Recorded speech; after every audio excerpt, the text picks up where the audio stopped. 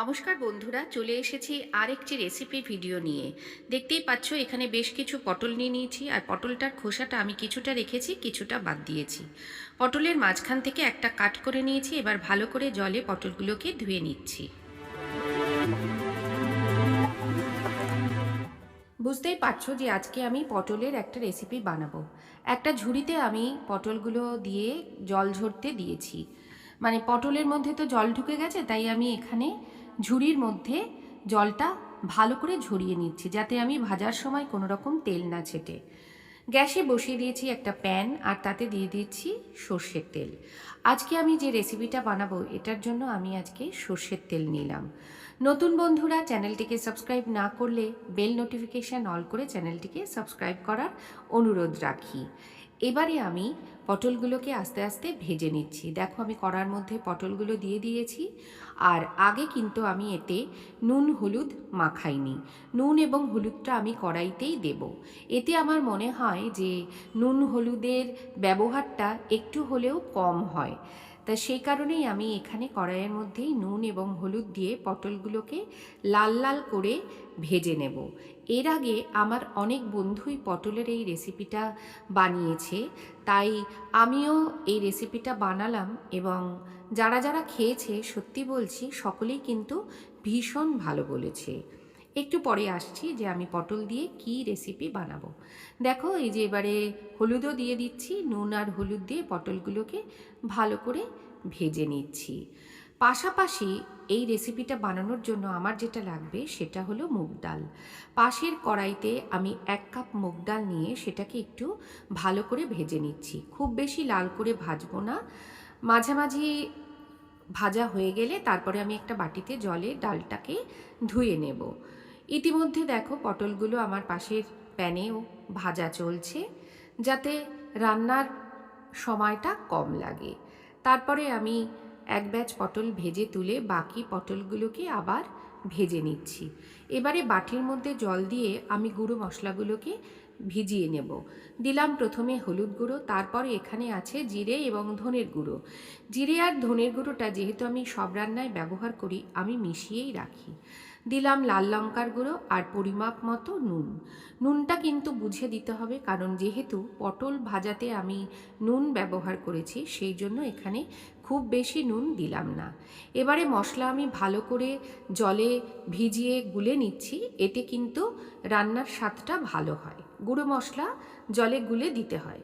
ফোড়নের জন্য আমি এখানে ব্যবহার করলাম অল্প গোটা গরম মশলা, দেখলেই দারুচিনি আর এলাচ দিলাম, আর দিচ্ছি হচ্ছে সাদা জিরে।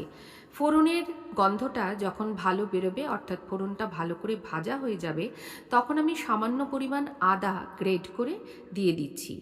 এটাকেও আমি তেলের সঙ্গে একটু ভালো করে নেড়ে চেড়ে নিচ্ছি, যাতে আদার কাঁচা গন্ধটা চলে যায়।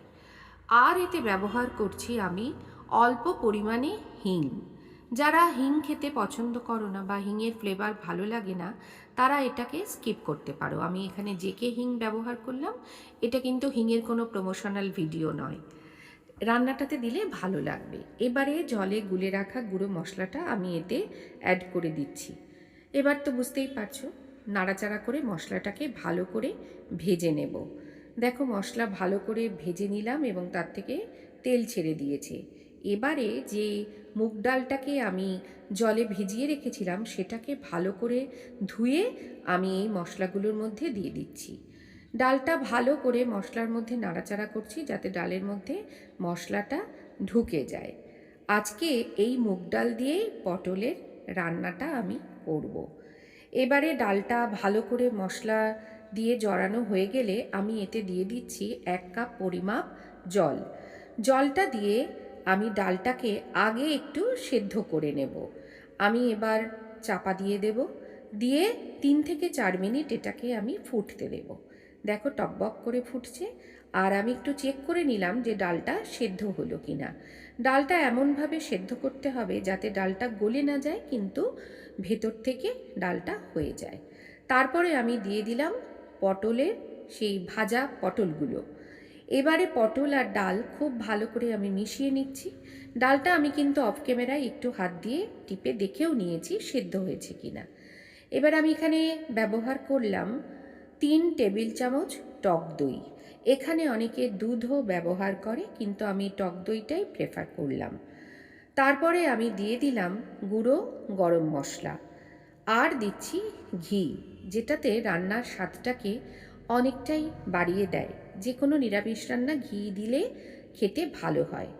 আর নিরামিষ রান্না যেহেতু, আমি এতে দেব সামান্য মিষ্টি। এখানে আমি 2টো সুগার ফ্রি ব্যবহার করলাম। তারপরে সব উপকরণ দিয়ে ভালো করে বেশ সুন্দর করে মাখা মাখা করে তরকারিটা করে নিলাম।